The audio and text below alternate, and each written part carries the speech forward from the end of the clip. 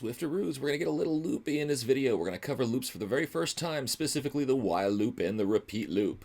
Now we're going to use those to figure out how we can generate non-repeating values. We'll really focus in on the differences between while and repeat. You'll be able to try them both. We'll also talk about implicit and explicit value declaration, and you'll learn how to declare empty arrays. It's time to giddy up. Well, Swifters, our app is working nicely, but sometimes we get repeated messages or we get repeated images. And if we're really looking for inspiration here, we might want to make sure that we get something fresh that we haven't just looked at whenever we click on Show Message. So let's see this. So let's just concentrate on the message here and see how many times I need to click until I see something repeat. So count with me. 1, 2, 3, 4, 5, 6, 7. Whoop, right there. You see how we repeated both? You've got the design skills of Johnny Ive and our friendly turtle here. Let's try again. 1, 2, 3, 4, 5. Up. In this case, we repeated fabulous, that's you. Well, we want to fix this. How are we going to do it? We're going to introduce the while loop. And while we're at it, we're going to introduce the repeat loop. Now back in our code, we've done quite a bit with message button pressed, and in fact this was code that we were just saving up to compare, but we can actually get rid of everything that we've commented out right now. And we can really admire how hyper efficient our code is, because essentially what we've done is we've reduced everything to just these 2 lines of code. Now unfortunately this code doesn't check to see if the message or if the image that we're about to display is already the one that's showing on screen. But let's see how we can fix that. Now I'm going to give myself a little bit of space after message_label.text because this is what we're going to concentrate on first. And then once we learn together how to make sure that message_label.text doesn't repeat, you'll have a challenge later on to write code so that the images don't repeat. So for the messages not to repeat, what we want to do is we want to generate a new message and compare it with message_label.text, which is the current message. So let's go ahead and generate that new message. We'll create a new variable called newMessage, and we'll assign it to the same thing we have down here, which is message, a random number between 0 and messages.count-1. Now eventually what we want to do is we want to take message_label.text and assign it to this new message. But we only want to do that if we're sure we haven't repeated the message. So how do we check to see if we haven't repeated the message? Well, we can almost do it with an if statement. What we can do is we could check if message_label.text equals new message. Now if that's true, the app is about to repeat a message. So what should we do in the true condition? We should generate another random new message. Now this code will work great if we've generated 2 in a row. But if you've rolled dice before, you know sometimes it's rare, but you can get 3 in a row. You could even get 4 in a row, or even 5 in a row. So what we want to do is we want to continue to generate a new message until the new message is not equal to the message that's currently being displayed. And if that's the case, we stop generating new messages, and we update message_label.text with this non-repeated new message. So can we do this? Yes, we can, and it's remarkably easy. All we need to do is change if to while. While means repeat what's in the curlies as long as the test condition is true. And as soon as it's not true, skip over the curlies and continue down below. Now you also want to make 100% sure that something's going to happen in the curlies that will eventually make the test condition false. Otherwise you'll have what's called an infinite loop where the code in the curlies executes forever and you'll never be able to break out of it. Just remember, if this happens when you're in the playground or running an app, just hit the stop button and your code will stop.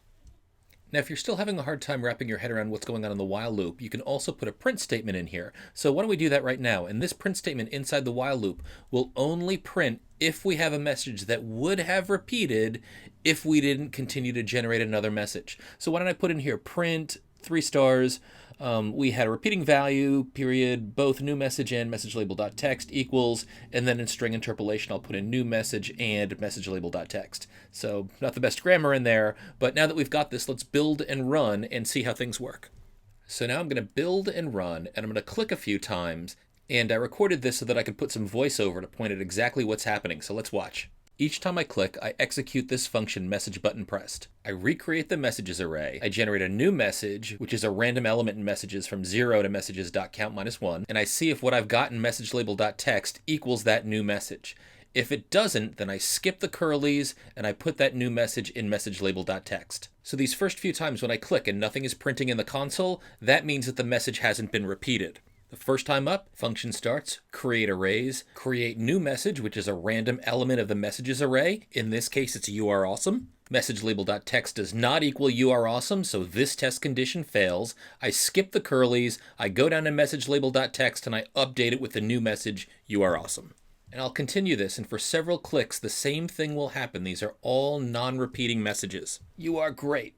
You are fantastic. Fabulous, that's you. You are awesome. Win the Genius Bar. You are great. Design skills at Johnny Ive. You are great. Fabulous. You are great. Now here's the moment of truth. We're on You Are Great. So pay attention, and boom, we printed something. It says our new message and our message label.text are both you are great. So let's rewind and see what happened. What happened here was you are awesome showed up, but before we showed you are awesome, you are great was in message label.text.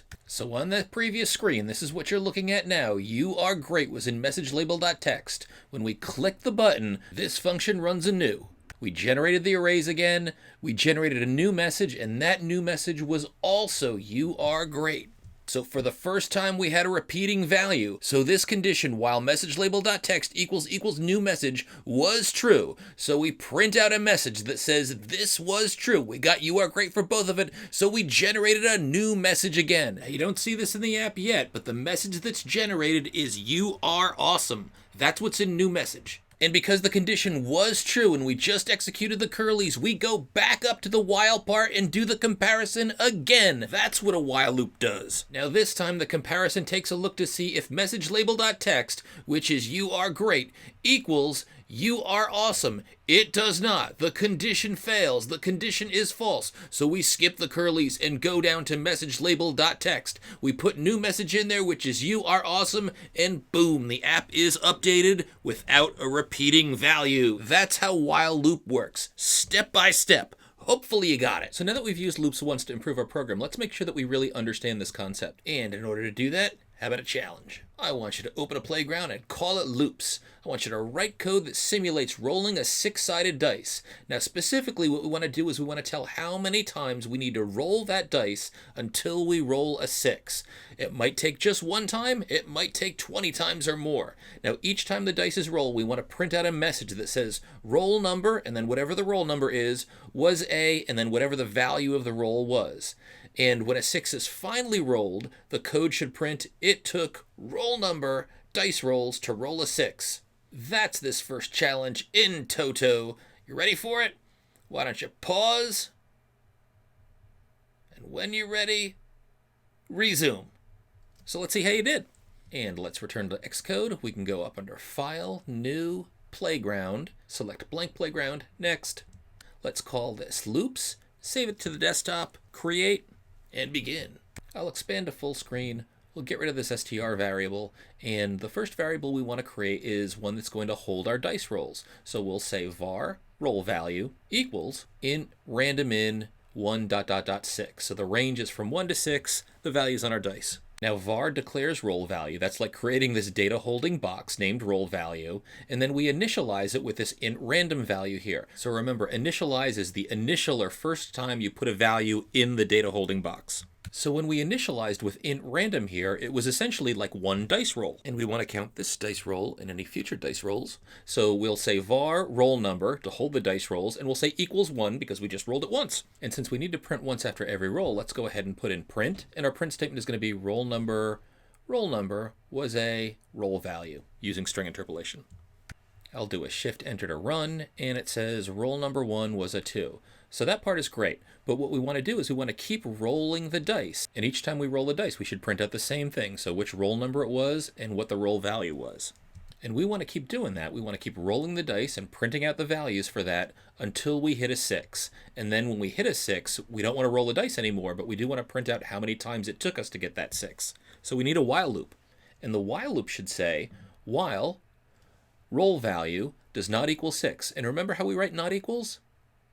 That's exclamation point equals. So what we're looking for is the truth that roll value does not equal 6. As long as it is true that roll value does not equal 6, we will continue to repeat whatever is in the curlies over and over again. But as soon as roll value equals 6, then we've got a false condition. Then we drop down past the curlies, don't execute them anymore, and execute whatever's below them. So now what's in the curlies? What are we repeating? Well, we want to roll a value. So what I can do is I can actually copy what we use to initialize roll value and just repeat that. So roll value equals int.randomNumber in 1.6. Copy and paste it in between the curlies. Then what we want to do is we want to increment roll number by 1 because the line we just wrote is essentially a dice roll. So just to save some typing, I'll copy roll number equals 1 and then I'll change it to roll number equals roll number plus 1. That increments it by 1. And just as an aside here, when you use arithmetic operators, you either have to have a space on both sides of the operator, like a plus, a minus, a divide, a multiply, or you have to eliminate the spaces, but you can't have it asymmetric like I've done here where there's a space on the left, but there's not a space on the right. Xcode gives you a most unfriendly error. Most developers will put spaces around the operators. And one of the reasons why that's useful is so that you don't confuse the minus for subtraction with the minus for negation. So great. We also want to print out the same thing that we printed above, so I'm just going to copy this line and paste it below. And finish up with our print statement. It took string interpolation roll numbers rolls to roll a 6. And shift enter, and first time we go through, it took 4 rolls to roll a 6. And just above the console, I will press the stop button and play button again to rerun. 3 rolls. And 1 roll. And in this condition, we never even went inside of the while loop because that first roll was a 6. So we never had a situation where the roll value was not equal to a 6. So now if we take a look at our code, we can see the first 3 statements above the while loop essentially make a roll, make a count, and make a print. And then the 3 statements inside the while loop are make a roll, make a count, and make a print. So you might be wondering, do I really need to have to do those things twice, especially if I might not do them inside of the while loop? And yes, there is a loop which is a little bit better in this particular situation. A while loop will work fine, but a repeat loop will be a little bit more efficient. Let's take a look. So in a while loop, we evaluate the condition first to see if we should execute what's inside of the curlies. In the repeat loop, we always execute what's inside of the curlies at least once, and we evaluate the condition at the end. So we still loop through the curlies if the condition is true in a repeat loop, but we always go through and execute what's in the curlies at least once. In the while loop, we could have a situation where the condition is false right away, and we never execute what's inside of the curlies. Now, since we wanted to roll a dice once, the repeat loop might be better, because we can just start off with that dice roll and count to 1. Let's give it a try. Now, just so that we have a copy of this in our notes, what I'm going to do is I'm going to highlight all the code we wrote so far. I'm going to do a Command-C to copy, and I'm going to do a Command/ to comment all this out. And I'll paste a copy of this code below. And changing from a while loop to a repeat loop is super easy. I just highlight the while clause up top, cut it out, type repeat in here, and remember, repeat doesn't evaluate the condition. It just says go through these curlies once, and then I put the while condition right after that last curly. Now that repeat just means go through the curlies once, then evaluate at the end. And if this condition is true, continue to go through the curlies. Repeat always executes what's in the curlies at least once, while might not. Now I'm going to go up here and I'm going to set roll number to 0 because we're not going to roll right away. We're going to roll inside of the repeat loop. And since I'm going to go through this loop at least once, I can get rid of this print statement that I had here in the while loop. The only reason I had the print statement here was in case I rolled a 6 right away. So we just saved ourselves 1 line by cutting out the print statement. We can click on stop and play again. And if I do that a second time, we can see that we still get the situation where we roll a 6 on the first try, but everything works perfectly. With the repeat loop, we saved ourselves a line of code. Was it really all that important to save that line of code? Not really. Everything we can do with a repeat loop, we can do with a while loop too. It's just in this particular case, the repeat loop let the code flow a little bit more cleanly. Now, one of the other things that you might wonder is, hey, if I'm rolling my dice down here in the repeat loop, do I need to have this statement up here where I'm rolling the dice when I initialize my roll value? Because really, since we roll it each time we're inside of repeat, we're adding an unused and uncounted roll right at the beginning. Let's try to delete var roll value up here. And oh, when we do this, we get a bunch of errors that say use of unresolved identifier.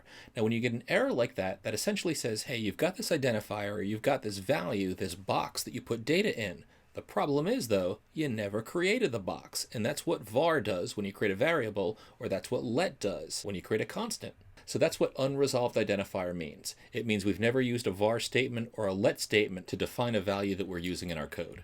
So all right, I'm going to undo this and put this back. But there's another thing that we can do. It's possible to declare the value to set up the box, but not initialize it or put a value in there right away. So let's talk about how to do this and what's really happening when we declare and initialize a value. So declaration creates the value store, and we do that with our var or our let statement. So if we create a variable that's called str, the var str statement is the equivalent of creating a box named str that can hold a value. Now, initialization is the first time that we put a value in that data store. It's like putting something in the box. So in this statement, by saying equals hello playground, that's where initialization is happening. So this statement both declares a value and it initializes it. Now, Swift needs to know the type of the value when it is declared. Now, most of the time, programmers will implicitly declare a value. And that's what's happening up here. By declaring str and initializing it as hello playground is a string. Swift is able to tell it should set str to type string. Same kind of thing down here. So roll number is initialized to a 0. It has no decimal places. Swift will assume that roll number should be an int. Down here, Swift will take a look, and when it sets up the constant messages, it says, hey, this is an array. It's got strings inside. Messages is a string array. Now, it's also possible to explicitly declare a value. The way that you do that is put a colon after the value's name, and then you specifically state the type. Now, what we're doing here is we're explicitly declaring the type as an int, and we're initializing it as an int. Now, this is pretty redundant. The int doesn't offer any value here, except to tell people, hey, roll number is absolutely an int. But that was going to be the default case anyway. Now, it is possible to declare a value, but not initialize it. Everything we've done up until this point was declaring and initialing together. And if you write var roll value colon int, we're saying, hey, create a box. It should hold ints, and it should be called roll value, but there's nothing in there initially. And this will prevent us from having that extra dice roll. Let's try it. So here's where we previously declared roll value and initialized it. And what we're going to do is we're going to get rid of the initialization point. So we'll delete everything from the equal sign over. We'll put in colon int. This creates this data store roll value. It can hold integers, but nothing's inside of it. Now you can go ahead and do this, and the important thing to remember is it's okay to declare a value without initializing it as long as you make sure that you put a value in there or initialize that value before you reference what's inside of it. And that's exactly what we're doing down here in the repeat loop. You see how we declared up top var roll value colon int. So we declare it, we set up the box. There's nothing in the box, it's nil. But the first statement in here, the very first time we encounter roll value, we put something in the box, a random value from 1 to 6. So now I'll go down below, I'll rerun my code, and we roll a 6 again, but everything's working fine. So just to show you how things can break, I'm going to turn the repeat loop back into a while loop. So I'm going to cut out the while clause, put it over repeat, and now look what happens. We get an error that says variable roll value was used before it was initialized. So what's happening when we hit the while loop is by saying roll value not equal to 6, we're evaluating, so we're looking inside roll value so we can compare it to 6, and since we have not yet put anything in it, we get an error. How come we didn't get it with the repeat loop? Because the first time we encountered roll value, we put something in it instead of just looking inside of it. So it's okay to declare without initializing. If you declare, you got to be explicit about the type with a colon, but if you ever get this error that says a value was used before it was initialized, that box needs to have something inside it. So I'll switch back to my repeat statement instead of the while statement that's giving me the error. So Apple says it's fine, and in fact it's even preferred to let Swift implicitly define the type based on how you initialize a value. But there isn't anything wrong with writing var new value colon int equals 0. But as we mentioned in the slide, it's kind of redundant. Now here's a situation where it might make more sense. You might want to initialize 0 to a double, and because you didn't put a decimal in here, it would otherwise be initialized as an int. If I option click on top of it after I explicitly declared a double, Xcode tells me, yep, it's a double. Now if I didn't declare it as a double, it would be implicitly declared as an int, option click, it's an int, but I could always say that it equals 0.0. Because there's a decimal point here, even though there's nothing after the decimal point, Swift will implicitly declare this as a double. Now, a more practical example is when you work with empty arrays, and oftentimes you do want to create an empty array. So for example, let's imagine this is enrollment of a class. So I'm declaring this initially, and I'm saying, okay, there are 4 students in the class, Lamore, Anne, Susan, and Joy. Now, if I option click on enrollment, Xcode says it's a string in brackets, meaning it's an array of strings. It knows that because that's what I initialized it to. But really, what's more likely is I set up enrollment with no students, and then I'll add students to the enrollment as they register. Here's the problem though. If I get rid of the elements of this array, Xcode can't tell what kind of array this is. It says the empty collection, meaning the array, requires an explicit type. I can't tell what's supposed to go in there. So how do we fix this? We just explicitly declare the type. We put a colon after the value name, and in this case, since it's an array, we put brackets around the word string. This way Xcode can take a look and say, hey, it's empty on the right-hand side of the equal sign, but I know that strings are supposed to go in here. So I'll make sure that I create a box that can hold an array of string values. Now, even though there's nothing in the array is actually initialized to hold 0 elements. That's a legitimate value, so it's not nil here. It's kind of like an empty string or 0. Now this first method is Apple's preferred method, but just so that you see this, there's another way that you can explicitly declare an empty array, and that's like this. So I'll say var another course enrollment equals, and I specify the array type, so bracket string close bracket, and then I just say open and close parenthesis, and that does the same thing. It just creates an empty array that will hold strings. So now that we know more about loops with while and repeat, I've got 2 challenges for you. The first is modify the You Are Awesome project so that the same random image is never repeated. Use the while loop. So it'll be very similar with what we did with messages. And why don't you give that one a shot first? So pause. And then when you're done, resume. And let's take a look. So one thing we can do here is exactly what we did above. So in the way that we created a new message, which generated a random message, we can go down here and say, all right, let's create a variable that's going to hold new image, and that should equal a randomly generated UI image. And it's the same code that we used previously to generate a random image. Then we can write a while loop. And so down here in the while loop, we're going to do the same equivalent of comparing message label.text to the new message, but we're going to compare imageview.image to the new image. Now, can you compare these 2 graphics to see if they're the exact same thing? You absolutely can in Swift. And if we do have a situation where they are the same thing, then we got to generate a new image. So we'll just say new image equals, and we'll do the same thing with UI image, where we get a random number from 0 to the total number of images, and we append that to the end of the name image. And that'll just pull up a new random image from inside our assets catalog. Now, once we have our non-repeating image in new image, we want to make sure that we assign that to imageview.image down here. So if you want, you can also copy and modify this print statement so that instead of referring to the messages, you're referring to the images. I'll show you what the output is here. It's not very useful. It doesn't show you the 2 different images, but our code otherwise will work. So again, this print statement isn't necessary. You don't have to put this in. I'll demonstrate it for you in the run here, but I'm going to go ahead and build and run. So we can go ahead and we can click a click. We get a warning that we were about to print out a repeating message, but of course we thwart that inside of our while loop. Click a click again. We were going to have another repeated message, but we stopped that.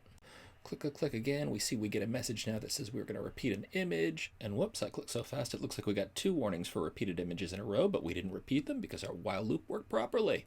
You can also see when you try to print out image information, the image itself doesn't show up. You just get this memory address information. It's not very useful. And so here's challenge number 2. Rewrite both loops in You Are Awesome to use a repeat loop instead of a while loop. And if you can declare any variable without initializing it, please do so. Also create 2 class-wide variables to keep track of the current message in the image being shown, and call those message number and image number. So you can pause and resume. Let's see how you did. So all right, we're back, and we don't need these print statements in here anymore. They didn't add a lot of value, so I'll get rid of those.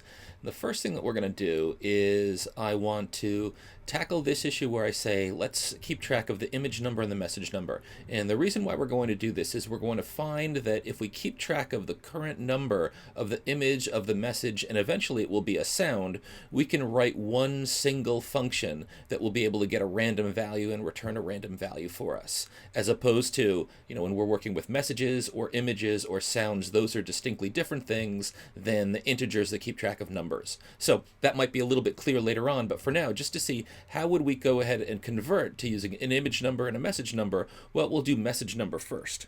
We can say new message number equals, and it's going to be this calculation that's on the inside here, because we want to come up with a number that's going to be between 0 and messages.count minus 1. And then what we do inside of the while loop is we check to see if we have a new random value. And if we don't have a random value, then we've got to get another random value and then recheck it. So I'm just going to take this one line that I use up here for the initialization, put it inside of my while loop.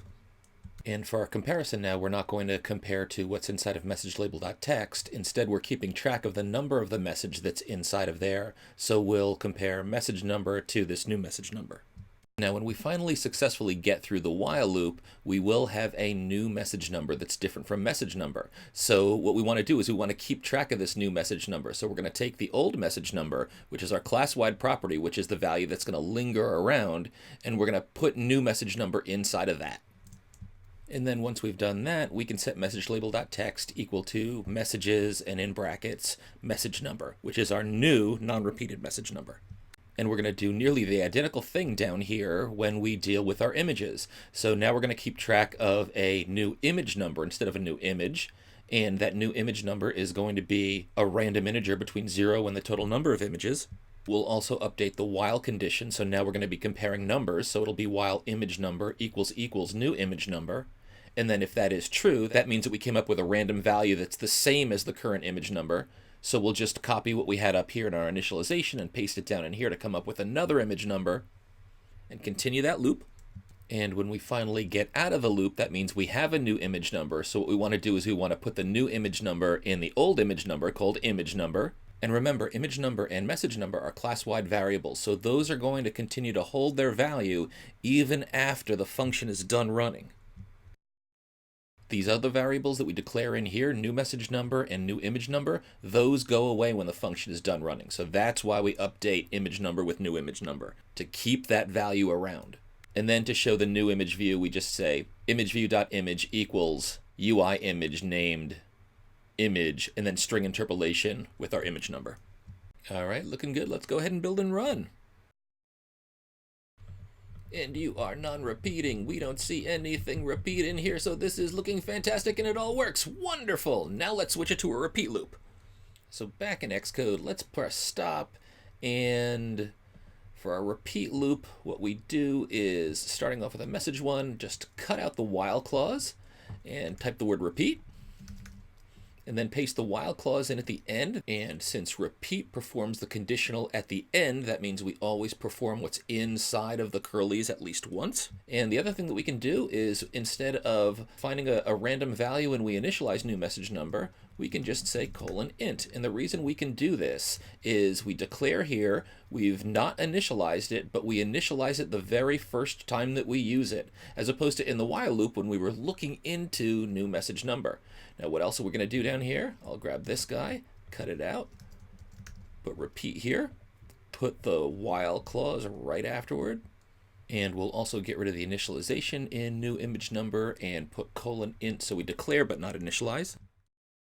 And now there's one more thing to pay attention to as well. So notice that we've initialized our image number and our message number to 0 by default, but we're not showing anything on the screen.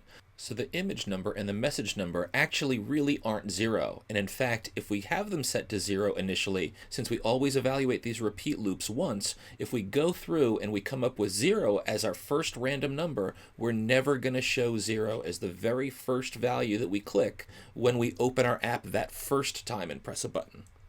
So this is a bit of a trick that we can use in here. It's kind of hacky, but it'll work. If we set our image number to -1 and our message number to -1, or really we could set it to any number that would not be one of the numbers from 0 to messages count -1 or 0 to the total number of images, then we can make sure that we will consider all of the values in the total images or in the messages that are there. So that's why we set this to 1. Just if we had it 0, if we hit 0 as the very first number, we could never show 0 as our initial message or as our initial image. This will let us consider 0 along with all the other ones the very first time we click the button.